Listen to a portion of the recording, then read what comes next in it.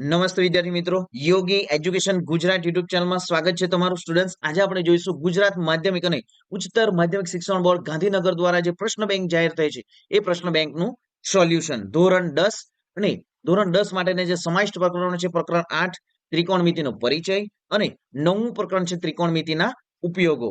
Next જોઈએ ક વિભાગ, નીચેના વિધાનો ખરા છે કે ખોટા તે જણાવો.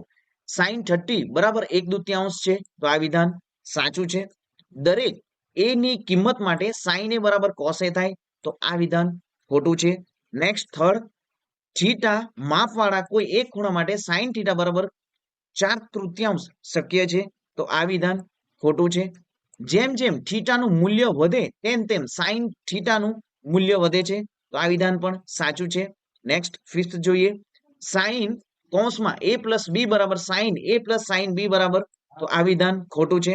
નેક્સ્ટ જોઈએ, નીચે આપેલા વિધાનો સાચા બને તેમ કૌંસમાં આપેલ જવાબમાંથી યોગ્ય જવાબ પસંદ કરી ખાલી જગ્યા પૂરો. ફર્સ્ટ, જો tan a બરાબર cot b હોય તો a પ્લસ b બરાબર ખાલી જગ્યા થશે તો સાચો આન્સર છે 90 થશે. જો થીટા બરાબર લઘુકોણનું માપ હોય અને વર્ગમૂળ 3 sin થીટા બરાબર cos થીટા તો થીટા બરાબર શું જવાબ થશે અહીં 30 એ સાચો આન્સર છે. Next third, tan square a minus x square a બરાબર ખાલી જગ્યા થશે તો જવાબ થશે -1. જો sin a બરાબર 3/5 તો tan a બરાબર ખાલી જગ્યા થશે તો જવાબ થશે 3/4. નેક્સ્ટ જોઈએ, cos 45 થીટા બરાબર ખાલી જગ્યા તો જવાબ થશે 1/2. નેક્સ્ટ જોઈએ ગ વિભાગ, નીચેના વિધાનો માટે યોગ્ય વિકલ્પો પસંદ કરી ખાલી જગ્યા પૂરો. નેક્સ્ટ જોઈએ ફર્સ્ટ, cos થીટા બરાબર √2 તો tan થીટા નું મૂલ્ય ખાલી જગ્યા છે તો સાચો આન્સર છે અહીં √1 જે છે એ સાચો આન્સર છે. નેક્સ્ટ જોઈએ સેકન્ડ, sin થીટા બરાબર 3 અને એ cos થીટા બરાબર 4 તો એ બરાબર ખાલી જગ્યા છે તો જવાબ થશે એ બરાબર 5. નેક્સ્ટ સાચો આન્સર છે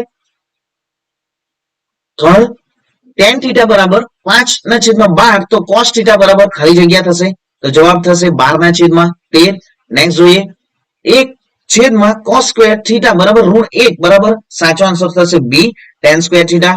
જો a બરાબર 30 હોય તો cos 2a નું મૂલ્ય ખાલી જગ્યા છે તો જવાબ થશે √1. અહીં જે a છે 1/2 સાચો આન્સર છે. નેક્સ્ટ વિભાગ બી માં તમે જોઈ શકો છો કે અહીં જે પ્રશ્નો જે આપવામાં આવ્યા છે એ ત્રિકોણમિતિના, તો વિદ્યાર્થીઓ આ પ્રમાણે તમારી આવનારી જે દ્વિતીય પરીક્ષા પ્રિલિમિનરી પરીક્ષામાં પણ પૂછાશે અને વાર્ષિક જે તમારી બોર્ડની પરીક્ષામાં પણ ગણિત વિષય માટે ત્રિકોણમિતિમાંથી વિદ્યાર્થી મિત્રો આ જે અહીં પ્રશ્ન બેંકોમાં જે દાખલાઓ આપવામાં આવ્યો છે એ દાખલાઓમાંથી જ પૂછાશે અને આપણા મોડેલ પેપરમાં પણ વિદ્યાર્થી મિત્રો આ ઘણા બધા દાખલાઓને આવરી પણ લેવામાં આવ્યા છે. તો ખાસ વિદ્યાર્થી મિત્રો આ સંપૂર્ણ જે પ્રશ્ન બેંક ડાઉનલોડ કરી વિદ્યાર્થી મિત્રો આ ડાઉનલોડ તમારી નોટબુકમાં વિદ્યાર્થી દાખલાઓ ઘણું મોસ્ટ ટાઈમપીમાં આ દાખલાઓ આવશે અને આવશે. નેક્સ્ટ જોઈએ તો અહીં જે 3 માર્ક્સમાં જે દાખલાઓ આપવામાં આવ્યા છે એ પણ આપણી બોર્ડની પરીક્ષા માટે મોસ્ટ ટાઈમપી રહેશે. જોઈએ હવે ક વિભાગ, નીચેના વિધાનો ખરા છે કે ખોટા તે જણાવો. ટાવરના પડછાયાની લંબાઈમાં ઘટાડો થાય તો તેના ઉત્સેચકોનું માપ વધે છે સાચું વિધાન છે. જ્યારે નિરીક્ષણ હેઠળનો પદાર્થ ક્ષૈતિજ રેખાની નીચે હોય ત્યારે દ્રષ્ટિ રેખા અને ક્ષૈતિજ રેખાથી બનતો ખૂણો એટલે અવક્ષેપ કોણ છે તો આ વિધાન સાચું છે. ટાવરની અને તેના પડછાયાની લંબાઈ સરખી હોય તો તે ટાવરના ટોર્ચનો સૂર્ય સાથેનો ઉત્સેદ કોણ 30 છે. કાટકોણ ત્રિકોણમાં એક લઘુકોણનું માપ 30 છે.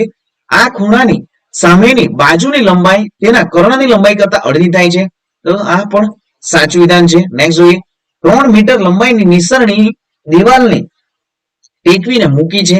જો નિસરણીનો નીચેનો છેડો દિવાલથી 1.5 મીટર દૂર હોય તો નિસરણી જમીન સાથે 60° ખૂણો રચે છે તો આ વિધાન પણ સાચું છે.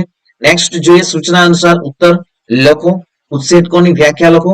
તો વિદ્યાર્થીઓ સંપૂર્ણ જે પ્રશ્ન બેંક છે એ પ્રમાણે તમારા વર્ગ શિક્ષક પણ તમારી જે એમાંથી જ એકમ કસોટી લેશે 45 માર્ક્સની. તો ખાસ વિદ્યાર્થીઓ સંપૂર્ણ વિડીયોને ધ્યાનથી સાંભળવું. જોઈએ આગળ, જ્યારે એક વ્યક્તિની ઊંચાઈ તથા તેના પડછાયાની લંબાઈ સરખી હોય ત્યારે સૂર્યનું ઉત્સેદ કોણ ખાલી જગ્યા હોય છે તો જવાબ છે 45°. એક ટાવરની ઊંચાઈ 15 મીટર છે, તેની ટોચનો સૂર્ય સાથે 45° ખૂણો બનાવે છે તો ટાવરના પડછાયાની લંબાઈ શોધો તો જવાબ થશે 30°. સૂર્યનો ઉત્સેદ કોણ સવારે 8 કલાકે અને 10 કલાકે, સવારે 8 કલાકે એક્સ અને 10 કલાકે વાય હોય તો શક્ય બને. તો જવાબ થશે X less than Y. Next વિભાગ બી જોઈશું. અહીં વિભાગ બી માં પણ ઘણા બધા ક્વેશ્ચનો આપવામાં આવ્યા છે. બેઝિક સ્ટાન્ડર્ડ અને જે વિદ્યાર્થી મિત્રો બેઝિક અને સ્ટાન્ડર્ડના વિદ્યાર્થી માટે પણ આ પ્રશ્ન બેંક ઘણું ઉપયોગી થશે. તો ખાસ વિદ્યાર્થી મિત્રો સંપૂર્ણ દાખલાઓ જે છે એ વિદ્યાર્થી મિત્રો તમારી નોટબુકમાં પણ ગણવું.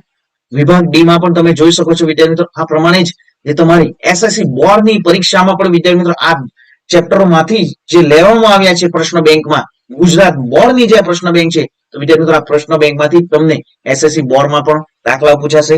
આ પ્રશ્ન બેંકના સંપૂર્ણ દાખલાઓ તમારી નોટબુકમાં વિદ્યાર્થી મિત્રો લખી લેવું.